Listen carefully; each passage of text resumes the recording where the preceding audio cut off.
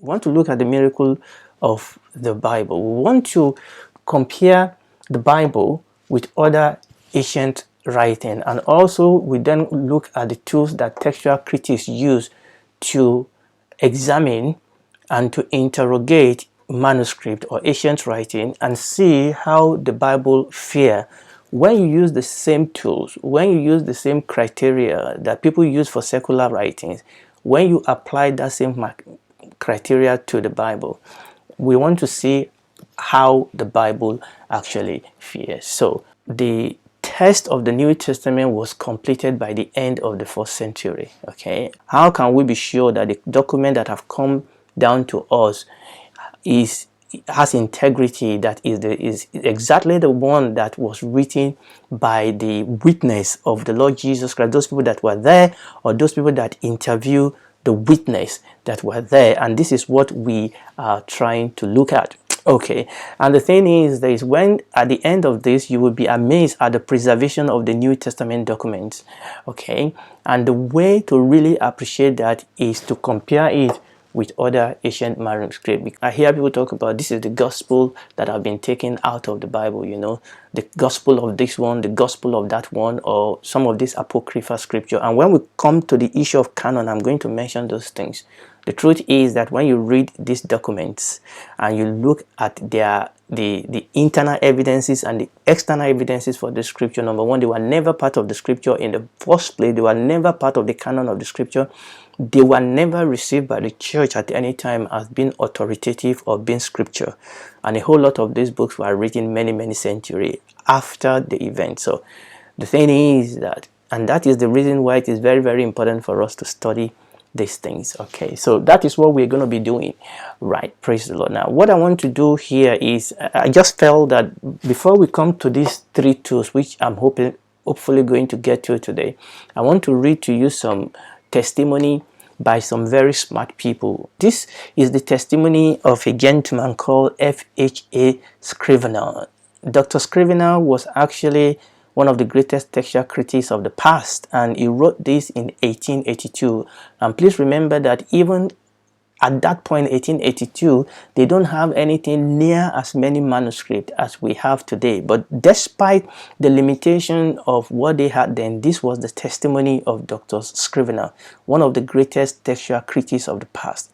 As the New Testament far surpasses all other remains of antiquity in value and interest, so are the copies of it yet existing in manuscript and dating from the 1st century of our new era, far more numerous than those of the most celebrated writers of Greece or Rome, such as have been already discovered and set down in catalog, are hardly fewer than 2,000. Over there was talking about 2,000 manuscripts. Now we have more than 5,000 manuscripts. Okay, if I may even more than that, because that was the last time I checked this out. And he was telling us that, listen, and he talked about the manuscript that they had then dating from 4th century. Now we even have manuscript that dated up to the 100 and 200 century. Okay, but this was what they had then, and even then that was unprecedented when you talk about the discipline of textual criticism of ancient manuscript. And one of the things he said that I think is very important is that he was comparing the copies. He said the New Testament surpasses all other writings, and now when you look at the manuscript, that surpasses existing manuscript of any other ancient manuscript. He said they are more numerous than those of most celebrated writers of Greece and Rome. Now let's continue reading this. Such as have been already discovered and set down in catalog are hardly fewer than 2,000, and many more must still linger unknown in the monastic libraries of the East, some of which has now been discovered. On the other hand, manuscripts of the most illustrious classic poets and philosophers are far rarer and comparatively modern. We have no complete copy of Homer himself prior to the 13th century, though some considerable fragments have been recently brought to light, which may plausibly be assigned to the 5th century, while more than one work of high and deserved repute has been preserved to our time only in a single copy. Now, the experience we gain from a critical examination of the few classical manuscripts that have survived should make us thankful for the quality and abundance of those of the New Testament. I mean, obviously, here he particularly mentioned about the work of Homer. Now, they've discovered more manuscripts of some of these classic secular writing of antiquity. Remember, we are not necessarily talking down those manuscripts. They have their, what we are saying is that this secular manuscript, a lot of people celebrate the writers of this manuscript. Remember what I said, a lot of the history and a lot of the knowledge we know about the past come to us through manuscripts like this, many of which have nothing near the number and the quality of the manuscript that we have for the New Testament and the Old Testament. These writings and this writer are much celebrated.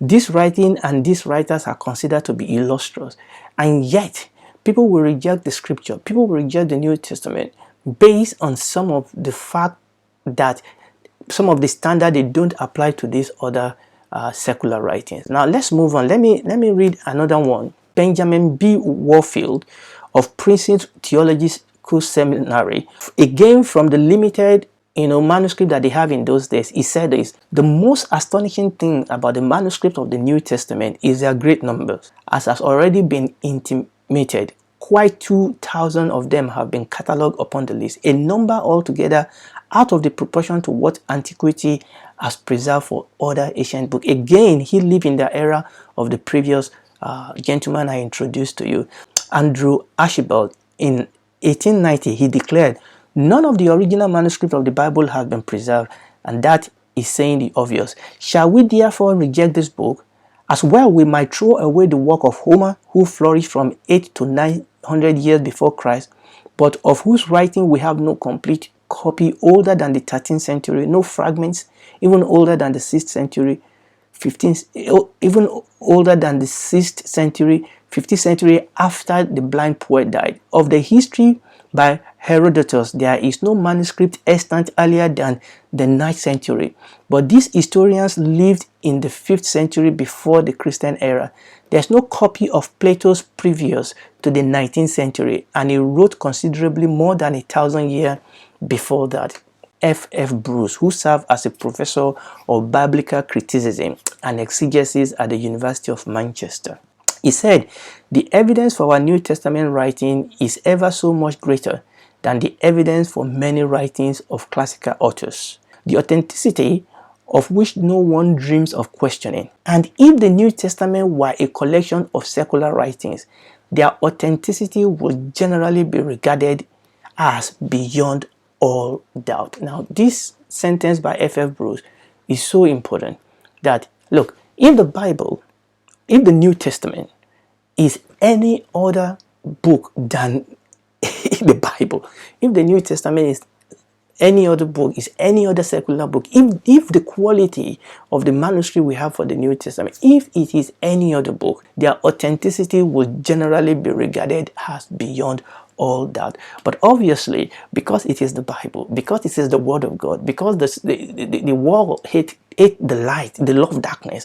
obviously because these are Bible haters, obviously because these people are being driven by the spirit of Antichrist, despite all these evidences, despite all the manuscript evidences that is before us, a lot of these people will still, they will still kick against, they will still doubt the authenticity of the scripture. But if it were any other ancient writing, if it were any other secular writing, they will receive that. The accumulation of manuscript evidence has been so vast, and the work of the scientific textual critics so precise, that we may express complete confidence in the reliability of the New Testament text.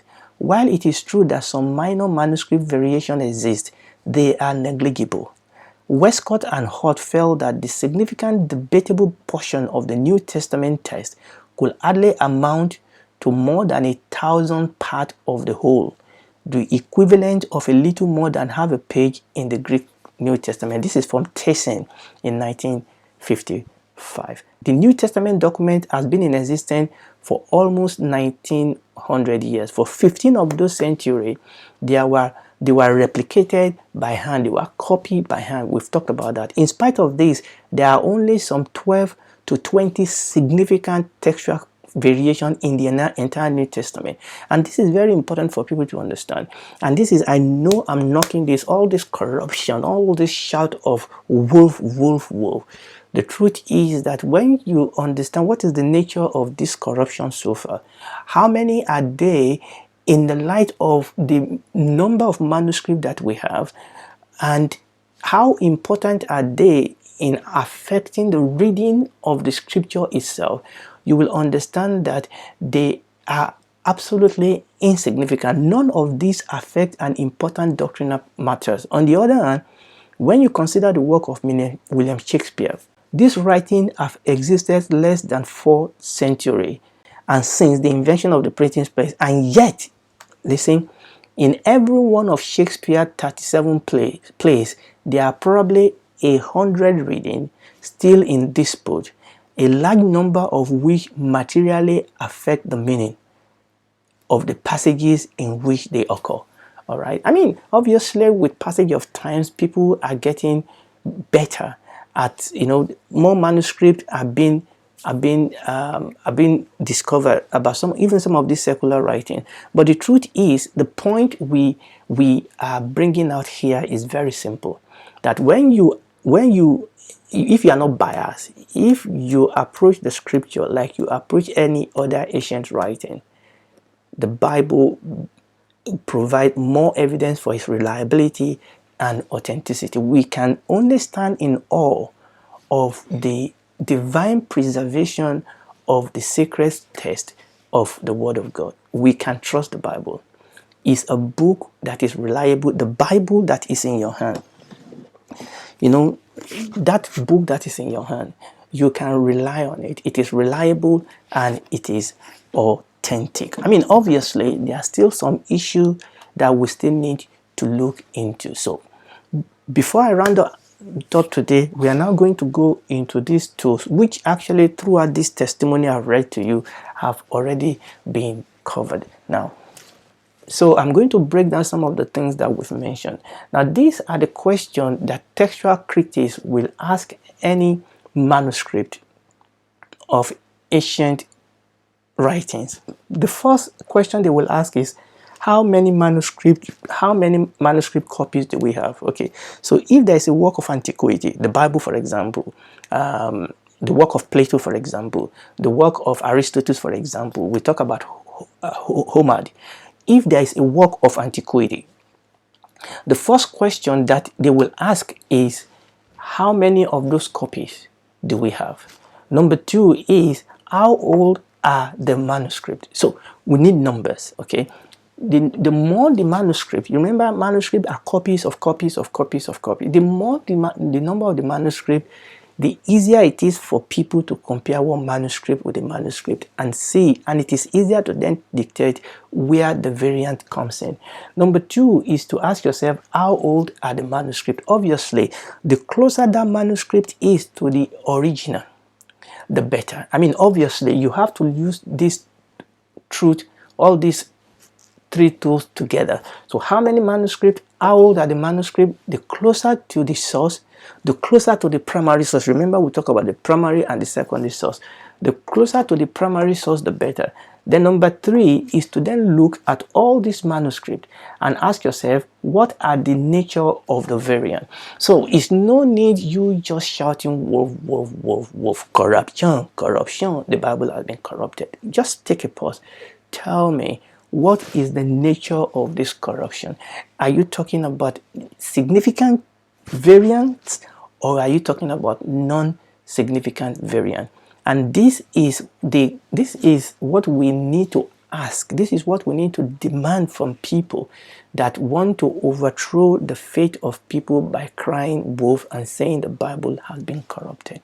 Okay, now what we are going to look at is to apply these 3 tools to the Bible and compare the Bible using these 3 tools to other ancient writing.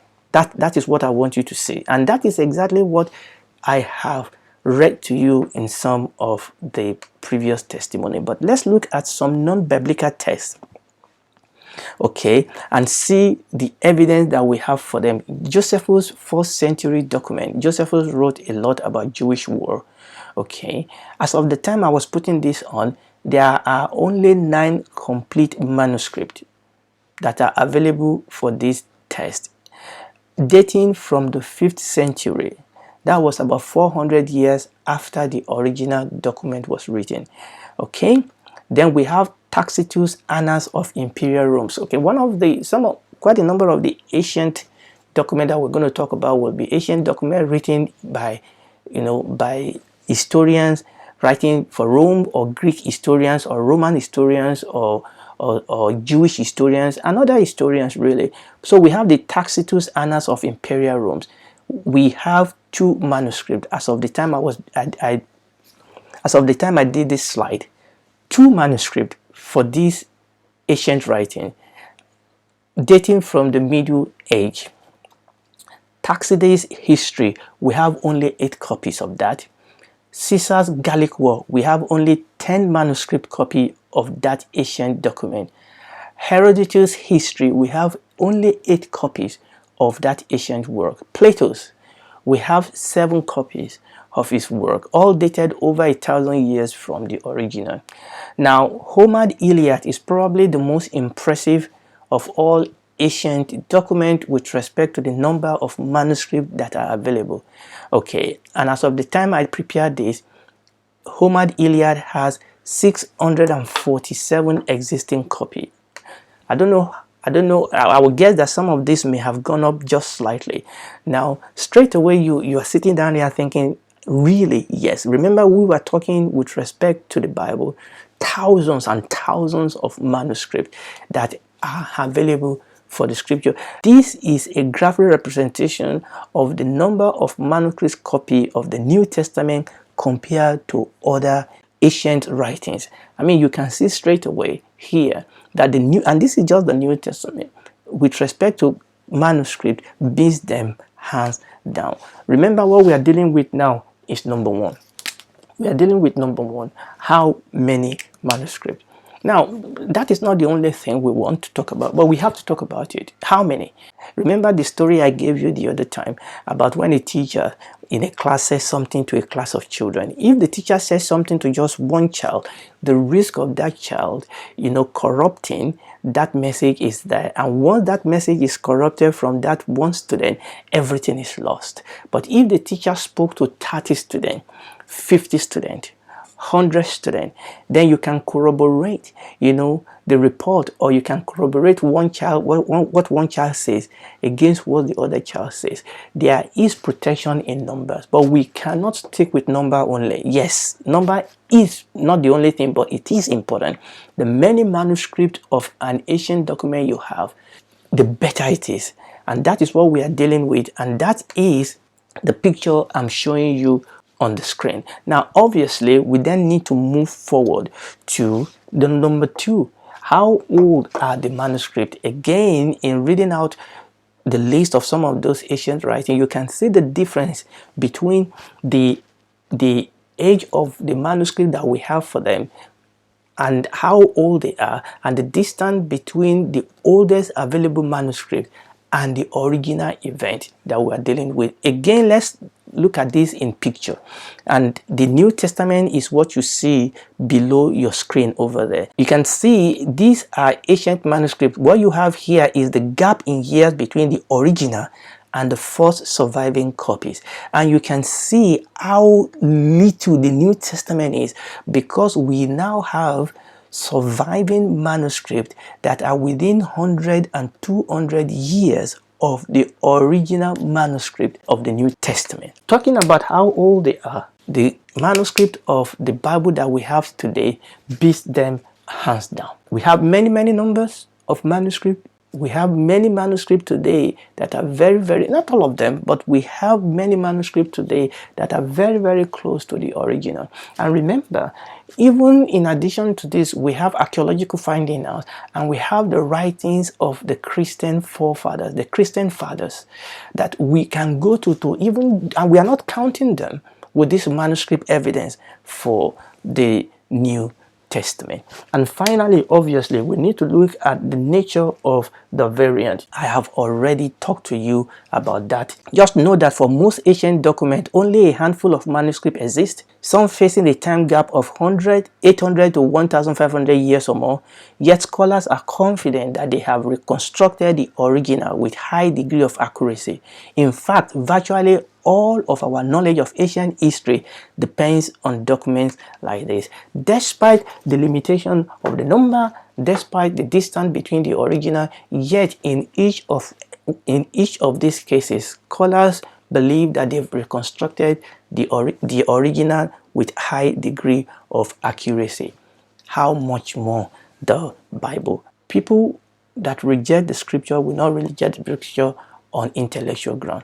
Unfortunately, intellectuals are supposed to know better, like Bat Eman, they're supposed to know better.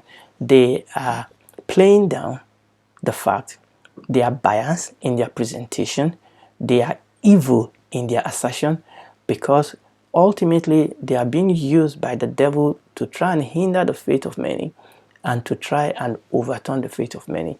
But this is why we have taken time to look at this thing. As a Christian, do we need this to believe? No. Jesus attests to the reliability of the Old Testament. The Old Testament attests to the reliability of the New Testament. We have all these evidences for it. Now, as a Christian, we can see the power and the glory of the Word of God in the life of believers all around us. We believe the scripture. We believe the Bible because we believe the Jesus in the scripture. No book can create a personality like the Lord Jesus, and we have evidence for him. But it is important for us to learn this thing because of the challenge. The Bible called them the wolves in sheep clothing.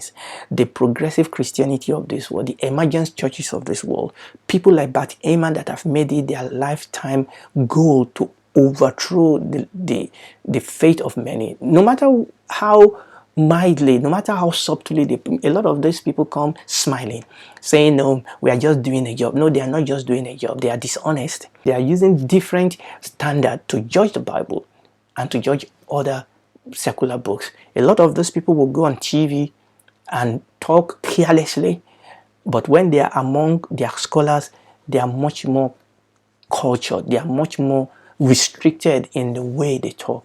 They talk to the gallery because there's a spirit of antichrist out there that want to bash the scripture, but you know the truth, okay? And number one, you should not allow anybody to overturn your faith, and number two, you are now in a position to be able to give reason for the hope that lies in you. And if you are listening to me and you are not born again, the Bible is the word of God. There's no other book. There's no other religious leader. And that Bible presents to you Jesus, because in him we see is the full manifestation of God. And God so loved you that he gave himself to save you. Don't reject that salvation. Ask Jesus into your life. Ask him to be your Lord and Savior. And he will come into your life. He will take the heart of stone and give you the heart of flesh. And then when this whole thing is all over, in the new earth and the new heaven, you will spend eternity with him.